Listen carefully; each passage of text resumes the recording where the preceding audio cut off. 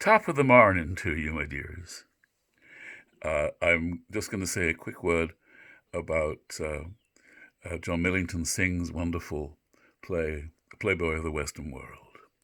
Um, the word world, which we pronounce in such an ugly fashion now in British English, in Elizabethan times was pronounced world. World. What a great word that is. Whereas world is a horrid little fart of a word. Anyway, the Irish at least pronounce it a lot better than the English do. So this marvelous play, I've received 3 or 4 of the best sets of quiz answers I can ever remember receiving. Really beautiful. Thank you very much, those of you who've already tackled it. This play has an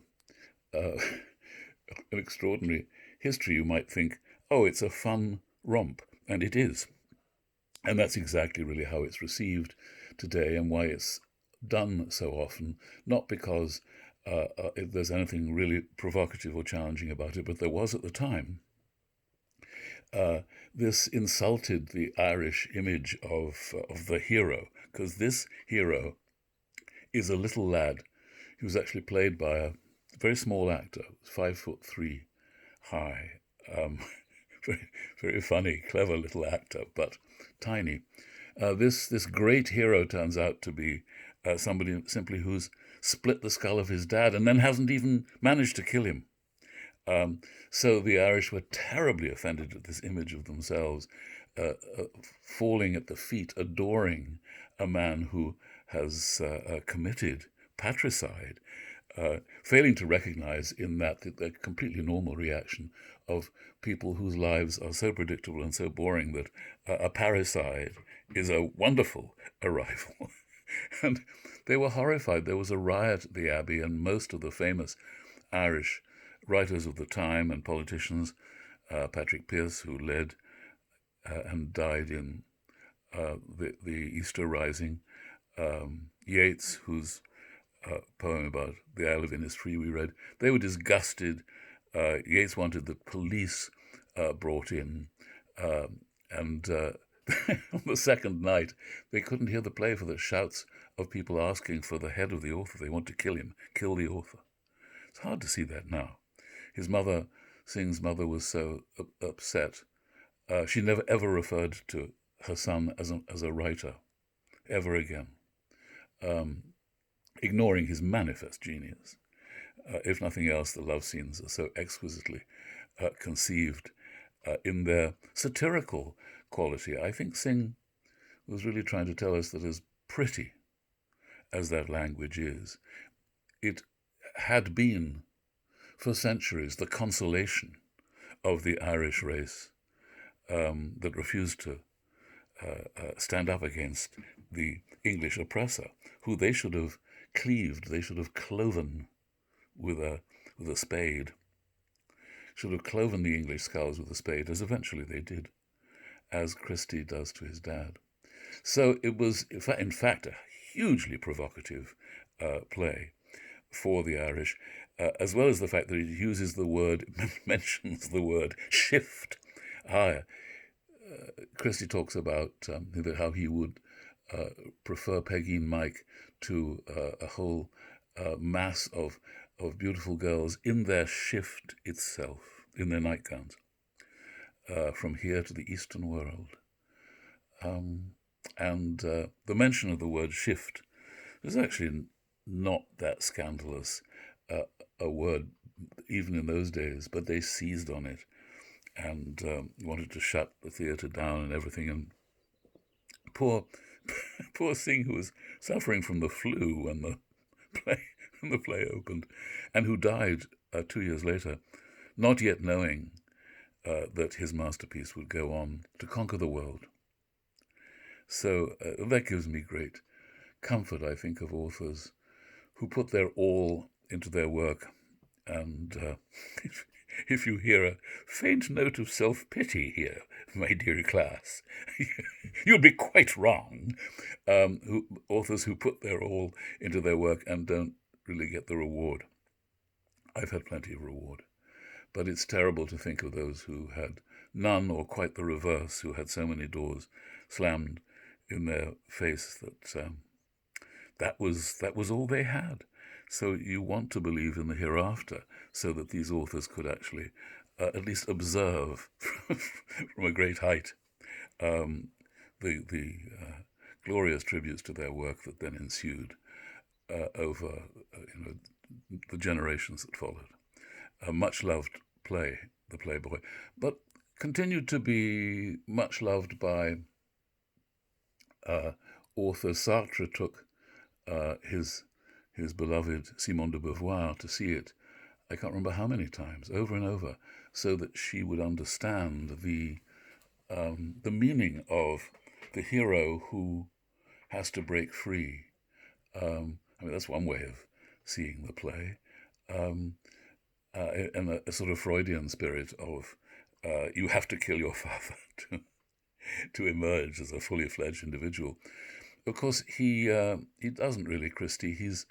It's much more complex. I had a wonderful set of answers from one of you which pointed out very cogently that nothing is changed and nothing changes in this play. Pegeen Mike feels sorry for herself as a consolation for the rest of her life. I had the big fish on the end of my line, and I let him go. And so poor me, maybe I'll accept the arranged marriage my dad has planned for me, because I have nothing left for me in the rest of my life except to become a lonely spinster or a lonely wife. And of course, there is a third way. Get the heck out of there. Because it wasn't a giant fish on the end of your line, Pegeen dear. It was a minnow. He's a little minnow, and he's turned by the the astonishing adoration, it amazes him as much as anybody, of the simple people of the west of Ireland, adoring him. He's a star. And like many of the people we turn into stars in our time, they're utterly unworthy of it. We don't really make stars of the people who, I have to say, are briefly being acknowledged today. The nurses, the doctors, and not just them, but everybody who is risking their life to try and save others. Those are the real heroes, always have been. Not the people we think are glamorous. You don't need to be a glamorous nurse. Oh, I've got a wonderful glamorous nurse. Great. So we have experienced in the last few weeks and months a total reevaluation, a revaluing of our values. How long it will last, you know as well as I do. As soon as the plague is over, may God make that soon. We're going to forget about, the garbage collectors, the trash collectors, and the doctors and the nurses, and we'll go back to worshipping people with fortunate faces, people with a smidgen of talent that's been swollen up into a gigantic epic, and we'll go back to adoring them. So this play, Playboy of the Western World, already the title tells you kind of all you need to know, that it's a satire. The Playboy meant then pretty much what it means now. He's the man with everything at his command. He's the Playboy. He's the heir to a fortune. He's the Playboy. And he's the Playboy of the Western world. He's the greatest. And, that's an entirely comical title. So the many people who have adored the play for earnest reasons of what important things it has to tell us are kind of missing the point. Because it may be or it may not be that you have to kill your father to break free.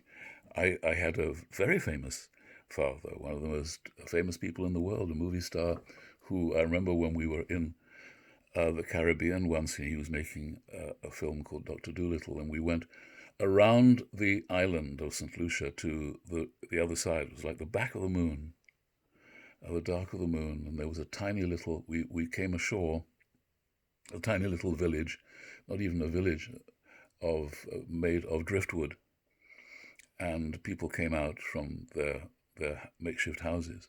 They saw my father and they came running towards him. I can see it now, crying, "Rex! Rex!" And I glanced at him thinking, what the hell is this like? You've arrived on Mars, on the backside of the moon, and instead of being in a strange place where you're allowed to look around and think what you think, you're immediately overwhelmed with people who want your autograph. So what the heck is that like? He took it in good part. He was used to it. This is how it had been like him, what it had been like for him for 40 years. So these are the people. I mean, I adored my dad, but I didn't have to kill him in any sense of the word to be my own man. I guess some people do. I think I came out of the womb my own man, which was very fortunate. And my mother's forebears, who were rabbis and cantors, they saw me right. And they told me I should go away and sit down and ruin my eyes gazing at pieces of paper. And they were right. I was born with a piece of paper in my mouth rather than a silver spoon. So here is this play used by many, including great playwrights like Bertolt Brecht, to illustrate various themes. It's been adapted wonderfully. The wonderful adaptation by Mustafa Matura, I think, at any rate, a West Indian playwright, adaptation called The Playboy of the West Indies. Again, totally feasible to set that play in anywhere, really, anywhere where the arrival of a murderer who's got away with it is a source of great excitement. They don't want to meet him; they want to adore him. Great excitement, and there's a great honesty about that. I mean, we are impressed by the man who has done this outrageous, taboo-breaking thing. Freud insisted that the culture hero, the true hero, the playboy of the Western world, is the man who breaks taboo, by which he may have meant commits incest. Many rumors that Freud himself committed incest with his own daughter Anna, who became a famous psychoanalyst in her turn. Rumors. I am responsible for the televised, dramatized biography of Freud in many, many hours, which was played on Masterpiece Theatre here in America for years. And I worked with a researcher called Peter Swales, who was pretty convinced that this event did happen. And Anna, Freud's daughter, was still alive at that point, and he was very keen, and so was my producer, to finance a burglar to break into her bedroom when she wasn't there and find the tin box under the bed which reputedly held her letters from her dad. And, of course, we did nothing of the kind. But there are letters in the Library of Congress which are due to be released. 50 years, 100 years, they're terrified of releasing them, which may include things, Freudian letters that are explicit about relations with his daughter. Who knows? Will we care in 50 years' time who Sigmund Freud was? Maybe, in which case we have some excitement in store. But the Freudian aspect of Playboy of the Western World would, I think, have somewhat amazed its author, who saw it as a challenge to the foolish myths of romantic Irish people, who, instead of seeking to be lifted out of their poverty and the myths that came with that, seized hold of it with all their hearts in a spirit of romantic Irishness, the Irish, which was no more valid or appealing to Synge than it was to any serious Irishman who wanted a revolution in the country. So here is this delightful play, which remains delightful and makes people laugh, even now, as it should have done at the Abbey Theatre originally, but as it deserves to be enjoyed it is being enjoyed, thank goodness. So I hope you have a lovely, safe day, dear class.